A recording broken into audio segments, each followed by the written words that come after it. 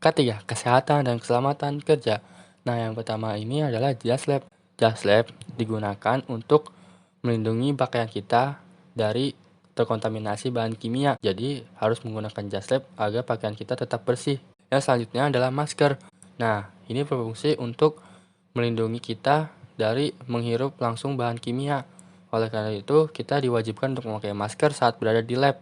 Dan selanjutnya adalah sarung tangan latex.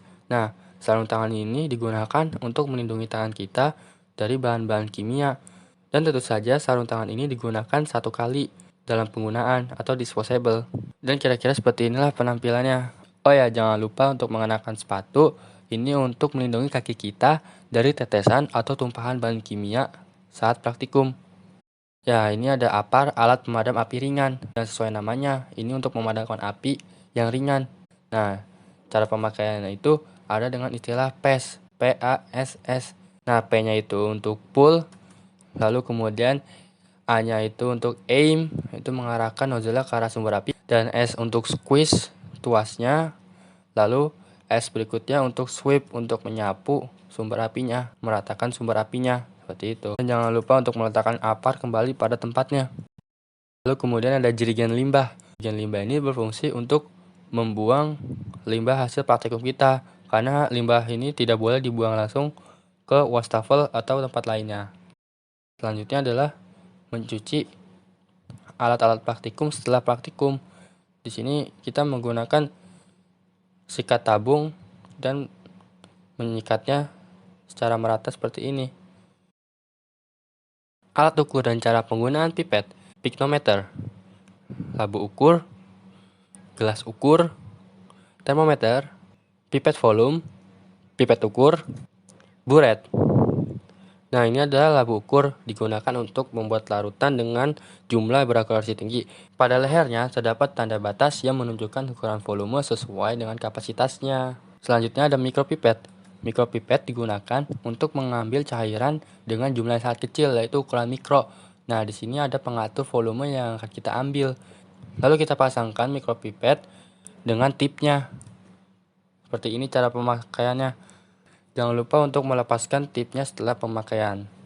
Dan selanjutnya ada bulb filler, biasa digunakan dengan pipet volume dan pipet ukur. Di atasnya terdapat tombol A yang artinya aspirate, dan yang di bawah ada S yaitu suction, dan yang di sebelah sini ada E yaitu exhaust.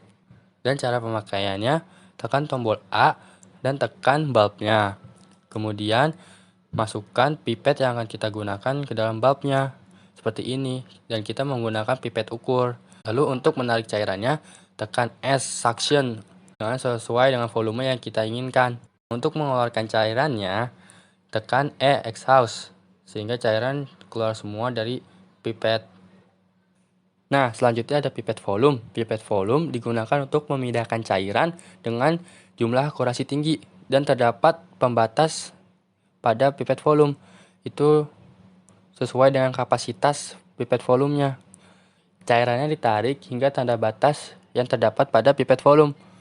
Maka jumlah cairan yang diambil berakurasi tinggi. Alat untuk membuat larutan dan cara menimbang. Botol semprot, corong, tabung reaksi dan rak tabung, Erlenmeyer, beker glass, spatula, batang pengaduk, pipet tetes. Kemudian adalah cara penimbangan. Pertama-tama, nyalakan dulu neracanya. Lalu buka salah satu kacanya dan letakkan kertas perkamen di atas piringan. Lalu kemudian tekan enter agar bobot piringan menjadi 0.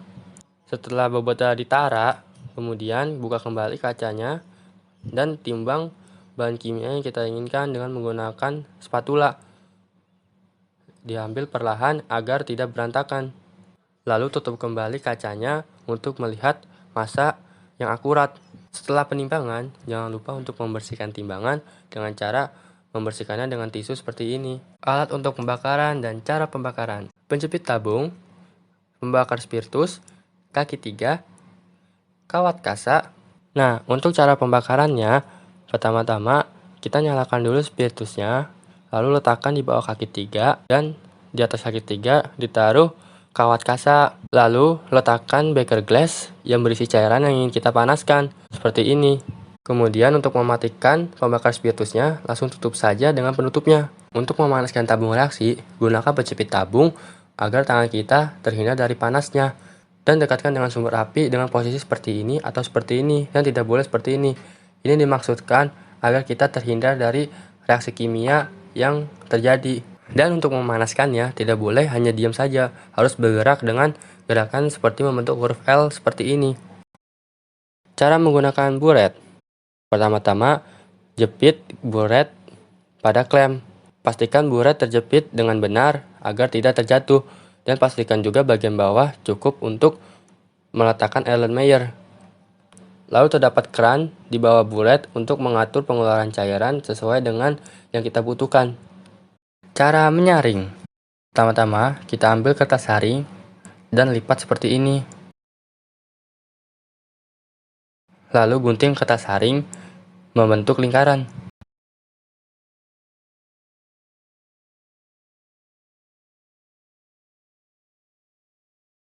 Kemudian masukkan ke dalam corong, dan jangan lupa untuk membasahi dulu kertas saringnya. Lalu setelah itu masukkan larutan yang ingin kita saring.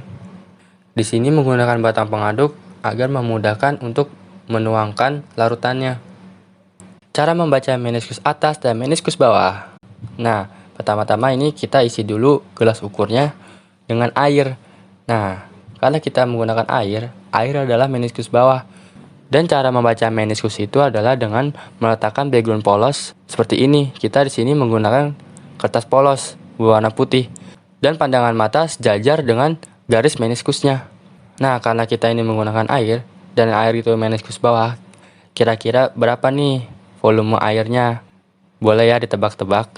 Salah satu larutan yang meniskus atas adalah larutan merkuri. Di sini kita menggunakan HgCl2. Nah, kalau seperti ini, sesuai dengan pandangan kalian, berapa nih volume HgCl2-nya? Silahkan ditebak ya. Alat pengukur pH. Di sini ada indikator pH universal untuk mengukur pH pastinya. Dan selanjutnya ada pH meter untuk mengukur pH dengan akurasi yang lebih tepat. Lemari asam. Nah, lemari asam ini biasa digunakan untuk menyimpan larutan asam dan untuk mereaksikan asam, terutama asam-asam pekat, dan dimaksudkan untuk keamanan dan keselamatan kerja. Untuk menggunakannya, pertama nyalakan dulu lampunya dan nyalakan mesinnya. Setelah itu hanya tangan saja masuk ke dalamnya untuk mereaksikan asam-asam tadi. Dan jika sudah digunakan, jangan lupa untuk dimatikan lagi mesinnya. Magnetic stirrer. Alat ini berfungsi untuk mengaduk, memanaskan, dan menghomogenkan suatu larutan secara mekanik dan magnetik. Spektrofotometri UV vis. Alat ini digunakan untuk melakukan pengukuran serapan cahaya di daerah ultraviolet dan sinar tampak oleh suatu senyawa.